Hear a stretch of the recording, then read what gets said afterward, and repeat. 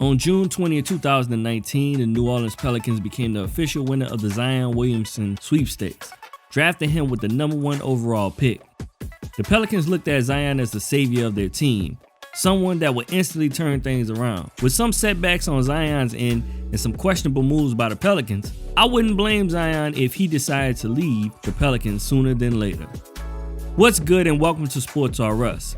Today we're going to discuss the relationship and curious case of Zion Williamson and the New Orleans Pelicans, and why I wouldn't blame him entirely if he left.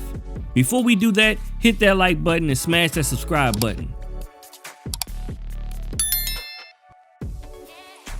Zion's career would see its first setback on October 13, 2019, when Zion would tear his meniscus in a preseason game, sidelining him for 3 months. Preseason, I ain't gonna lie to you, I hate it. Zion would make his debut on January 22nd, 2020 against the San Antonio Spurs. He was placed on a minutes restriction, so he only played 18 minutes and had 22 points and 7 rebounds. At one point, he scored 17 straight points, knocking down threes and everything else. The minutes restriction hindered the Pelicans from winning that game, but in this game, we were able to get a glimpse of his greatness. Zion would go on to average 22.5 points per game, 6.3 rebounds per game, and 2.1 assists per game in his rookie season. Zion only played 5 games during the NBA bubble. Unfortunately, the Pelicans didn't make the playoffs, so Zion had the rest of the summer and most of the fall to rest up. The Pelicans still had some holes to fill in their roster. Due to the NBA bubble and COVID, the NBA season didn't stop until the beginning of October. However, the NBA didn't want to miss out on any money, so the next season would start in December, making it the shortest offseason ever. The Pelicans re-signed Brandon Ingram to a big contract. Zion is a rebounding forward who needs space to maneuver, so the Pelicans made a trade to bring in Steven Adams and Eric Bledsoe, which probably had Zion like, Whoa, who is this? Also, the coach for his rookie year gets fired and replaced with Stan Van Gundy. What the fuck?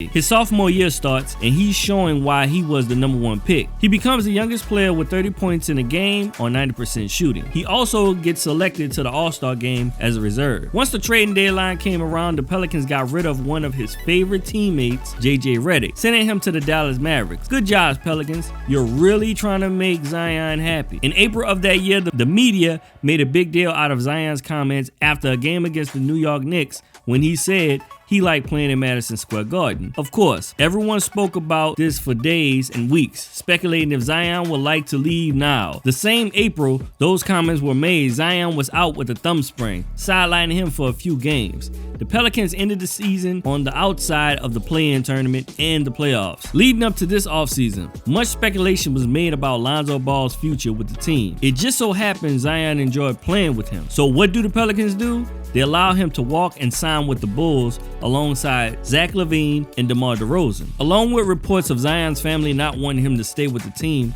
the Pelicans' move don't show they are a team trying to keep Zion. They did do something right. They traded away Steven Adams and Eric Bledsoe. Adams didn't make any sense in the first place. He literally clogs up the lane and the paint for Zion. They also brought in Zion's third head coach in 3 years with the hiring of Willie Green. But with no major team changes, it has us questioning Zion's future with the team. He just might wind up becoming one of the first players in recent time to not re-sign after his rookie contract. So even though Zion says he loves New Orleans, Pelicans, do not believe him. Do whatever you have to do to make an acquisition to help Zion, because every other huge market team is watching so they can make a move.